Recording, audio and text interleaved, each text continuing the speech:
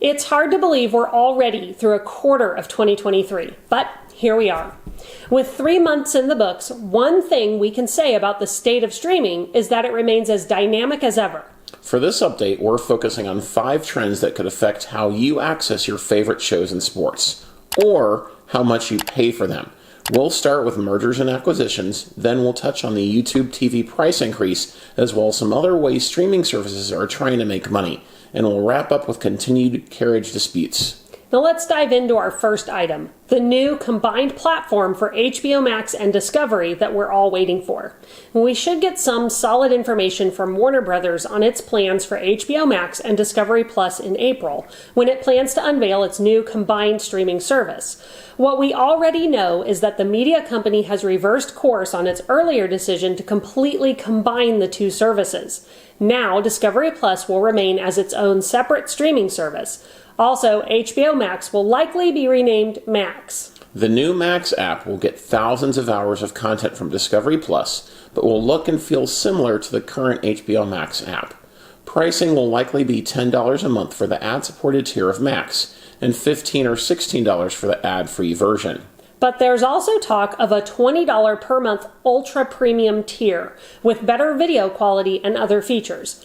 WBD CEO David Zaslav also has plans to launch a fast service with content from both HBO and Discovery. It has already licensed 2,000 hours of content to Roku and Tubi, but it's aggressively pursuing its own fast service for launch this year. With the right mix of hit HBO series no longer running new episodes and lean-back content from Discovery's array of unscripted TV, it could be a very profitable operation for WBD. Combine that with standalone Discovery Plus at the budget end of the streaming spectrum and a higher-end option with HBO original content, some Discovery content, and some live sports, WBD could be picking the right path forward to offer something for everyone. We'll be watching WBD's press conference on April 12th for concrete news, but so far we like the direction WBD is going here, because the audiences for Discovery Plus and HBO had very little overlap. Keeping them separate feels like it offers consumers more choice on content and price, which we are always in favor of. Speaking of price, our second trend is all about what we pay for our content, specifically YouTube TV's recent price increase. YouTube TV hadn't raised its rates for nearly 3 years. Then on March 16th, it announced the price of a monthly subscription would rise 12% to $72.99 a month. Looking back to when it launched 6 years ago, that's a 108% price increase. As we shared in our video asking why streaming services are continuing to get more expensive, services at both the high and low end of the space have raised rates. We said we wouldn't be surprised to see YouTube TV raise rates this year, especially after the money they paid to secure the rights to stream NFL Sunday Ticket. The market is maturing, and everyone except YouTube TV had raised rates. YouTube TV was priced below main competitors Hulu Live, Fubo, and DirecTV Stream. All the services are testing the market to see how much we are willing to pay. And as long as we continue to fork over our money, they will keep raising rates until they find the ceiling of what people are willing to pay. That and content and features are expensive to develop. YouTube TV added features like multi-view and content from NFL. It only makes sense that they would raise rates to be in line with what other premium live TV streaming services are currently charging. Viewers have been commenting a lot since the price hike, complaining that streaming is becoming as bad as cable. And while we hate the price hikes too, streaming services are still cheaper than cable, and they don't carry cancellation fees. So while they might feel bad, they're not the same as cable and satellite.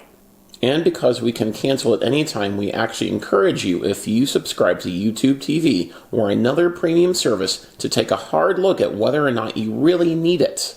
What do you watch most? If your shows are mostly on broadcast or even cable networks, you can likely find a cheaper solution. Use our free streaming quiz to see what service is the best fit for you. And watch our video on streaming bundles for under $40 for some good ideas of how to slash your streaming budget. While streaming services are going to keep raising rates, we still have options and we should take advantage of them. Speaking of streaming services making money, that brings us to our third trend. The streaming market is maturing, as we said. Rates were low when streaming services were trying to woo people away from cable and build their subscriber numbers. Now that people are cutting the cord in record numbers, streaming services must return profits to their shareholders. Beyond raising rates, they are looking for new and creative ways to make more money. Since we've been talking about YouTube TV, let's start with them as an example of this. The new multi-view feature allows you to split your TV screen up to 4 panels at once and watch up to 4 different sports networks at a time. You can easily switch audio between the screens with the press of a button. We think it's a feature YouTube TV is perfecting ahead of the NFL season and have been trying it ourselves during March Madness. It's pretty cool, and it's pretty easy to see how YouTube TV could use it to generate more advertising revenue. The entire feature seems like it's designed to keep people on the service watching TV longer. And YouTube TV could potentially sell multi-view ad spots at a different price point, possibly bringing in more money that way. Another way streaming services are trying to make more money is through in-app shopping. Disney Plus is testing selling merch alongside certain shows within the app. Items included lightsabers and clothes and shows from the Star Wars franchise, Frozen, and Black Panther. Exclusive merchandise and perks for subscribers at Disney parks are all new ways Disney is trying to enhance the value of a subscription and drive revenue from its streaming platform. A third way streaming services are trying to make themselves stickier and generate additional revenue is through gaming. Netflix is planning to release over 40 new mobile games in 2023. These games are free with a subscription and are sometimes tied to Netflix original shows like Stranger Things. The streaming giant is hoping it will keep users on their platform longer and keep them paying for the service each month. With an Alumna Insights report indicating that 66% of people surveyed view Netflix as an essential service, it looks like Netflix's efforts are paying off. Now let's move on to a fourth trend affecting streamers right now: carriage disputes over local affiliates. Fubo users in more than 150 markets saw their local CBS stations dropped from the channel guide earlier this year. And while Fubo is negotiating with CBS to get them back, users are stuck with a national broadcast and no access to their local news from their CBS affiliates. It's indicative of a larger trend. Some affiliates want to negotiate directly with streaming services like YouTube TV, Hulu, and Fubo instead of working with the corporate media conglomerates behind NBC, ABC, CBS, and Fox.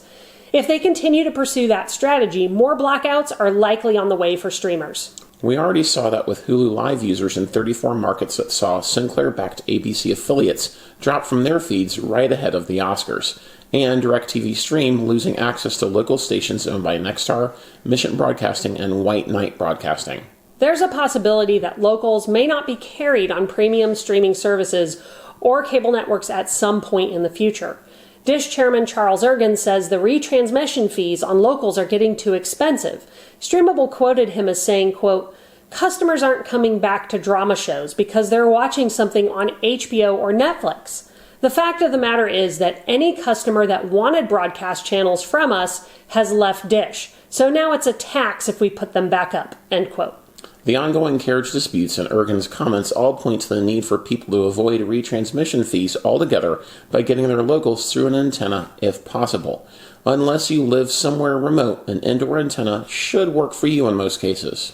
And you can cancel your expensive premium live TV subscription and save money by switching to something cheaper to get what you can't on your local networks. Now let's wrap up with one final trend we're continuing to watch, and that's the future of Hulu. Disney owns 2/3 of Hulu. Comcast owns the other third. Talk has long been that Disney would buy Comcast shares to own Hulu outright. Disney CEO Bob Iger kept his options open on the future of Hulu on a Morgan Stanley call, saying that Disney will be strategic about whether or not it buys Comcast out. For its part, Comcast President Mike Cavanaugh has said they will consider selling their stake in Hulu to companies other than Disney. And Disney could potentially be looking to sell its shares of Hulu to someone else, potentially to buy more Marvel rights. Suffice it to say, the future ownership of Hulu is very much still up in the air. An existing agreement between the two companies stipulates that in early 2024, Disney could buy Comcast shares but would have to pay it at least $9 billion. For now, this is an issue we will need to continue to watch, as only time will tell what happens. As always, things are in flux in the streaming space. There's a lot to watch from a news perspective, and we'll keep doing that. But there's something else we need to watch closely, and that's our streaming budgets. Research from C+R shows that 42% of people are paying for a subscription service they aren't using. It's important to think through what streaming services you're paying for and ask yourself how often you're watching them. If you haven't watched a service in a month or two, chances are good you can cancel it. If you find you miss it, you can always sign up again later. But you'll save money by making sure you're only paying for the services you actively and regularly use. And that's what we care most about here, saving you money on streaming by helping you figure out the best way to get your must-have channels. If you haven't already, take our free streaming quiz to see what services are the best fit for you. We link to it below. And don't forget to like, subscribe, and turn on notifications so you can get all our latest news and reviews when they drop. Thanks for watching, and we'll see you on our next video.